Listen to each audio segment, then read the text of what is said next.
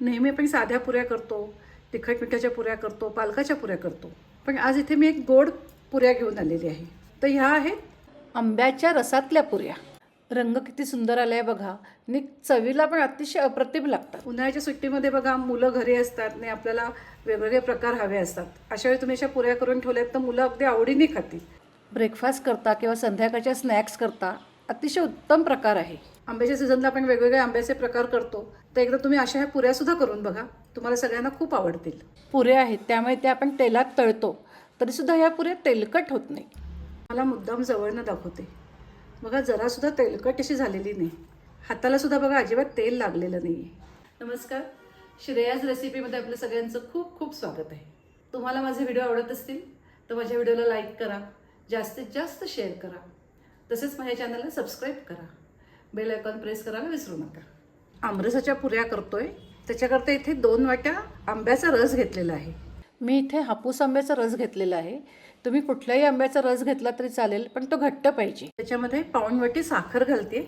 हापूस आंब्याचा रस खूप गोड असतो, त्याच्यामुळे 1 वाटी साखर पुरते. जर रस थोडासा आंबट असेल तर थोडी साखर जास्त घाला. साखर जरा ह्याच्यात विरघळू दे. साखर छान विरघळली आहे. आता आपल्याला हा रस मिक्सरमधनं फिरवून घ्यायचा आहे, प्लेन करून घ्यायचा आहे. त्याच्यात गुठळ्या आहेत त्या प्लेन झाल्या पाहिजेत. आता मिक्सरमधनं फिरवून घेते.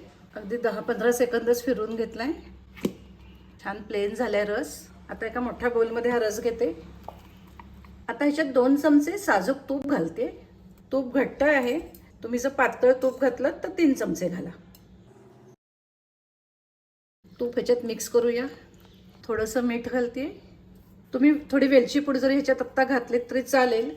याला आंब्याचाच इतका छान स्वाद येतो की दुसरं काही घालायला लागत नाही. आता ह्याच्यामध्ये अर्धी वाटी मैदा घालते. अर्धी ते 1 वाटी मैदा घाला. आधी सगळ्या स्पॅच्युल्यानेच कालवून घेते.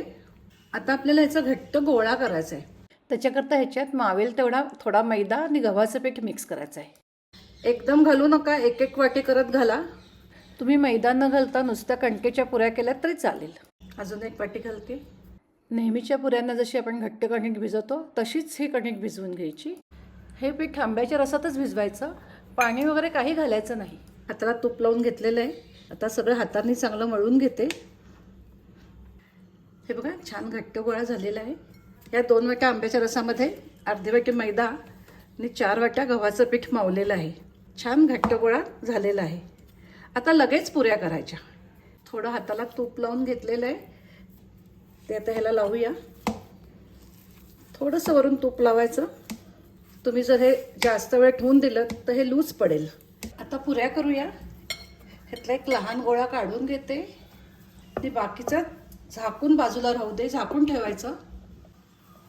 चांगलं मळून घ्यायचं.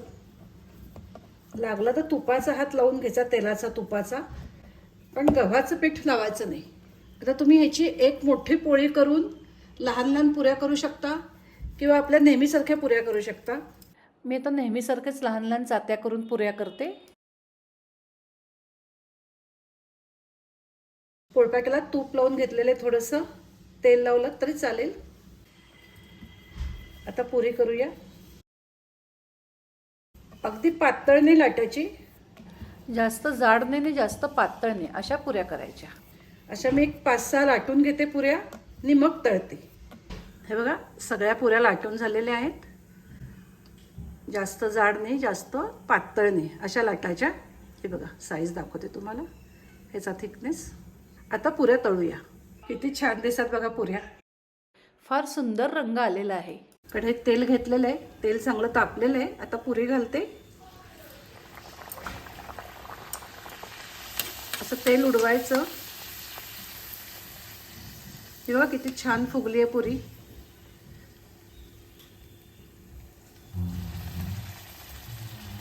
रंग किती सुरेख आलाय बघा, सोनेरी तांबूस असा रंग आलाय. पुरी झालेली आहे, आता काढते.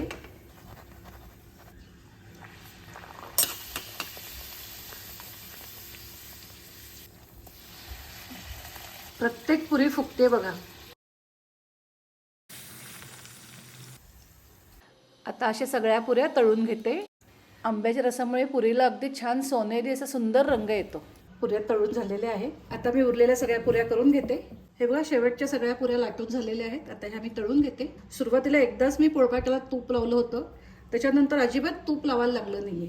इतकी ही कणिक चांगली भिजली जाते. हे बघा आंब्याच्या रसातल्या ह्या अशा आपल्या पुऱ्या तयार झालेल्या आहेत.